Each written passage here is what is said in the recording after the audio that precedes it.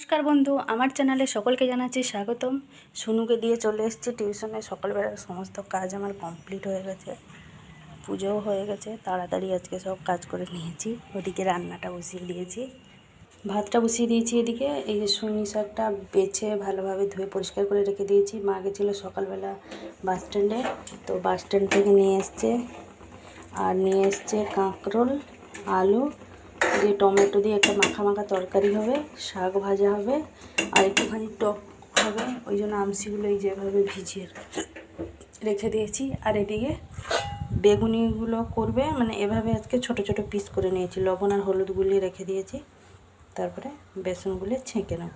লম্বা লম্বা হতো, কিন্তু আমরা এই যে ছোট ছোট করব আজকে বেগুনিগুলো। একটুখানি পান্তা ভাত আছে, খাবো। শাকটা ভাজবো আর এই যে বেগুনিগুলো করে নিয়ে তারপরে পান্তা ভাত খাবো।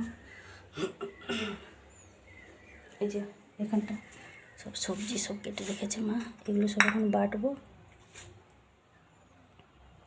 রান্না হচ্ছে এদিকে, এই যে কাঁকরোল আলুর তরকারিটা হচ্ছে, আর একটুখানি এই যে মশলা যেটা ছিল সেটা এই যে মা এদিকে গুলিয়ে দিয়েছে বেসনের মধ্যে। এই যে ছাঁকা হবে এটা এখন। পেঁয়াজটা আমি আগে থেকে কেটে রেখেছি শাক ভাজার জন্য। এগুলো হচ্ছে আমাদের আজকে দুপুরে লাঞ্চের মেনু। রান্না করে দেখুন কীরকম এলোমেলো হয়ে পড়ে আছে।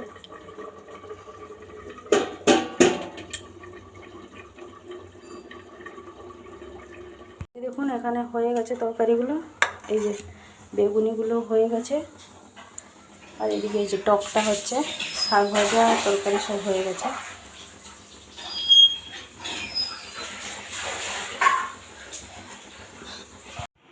সুনুও চলে এসছে টিউশন থেকে, বাবা নিয়ে এলো।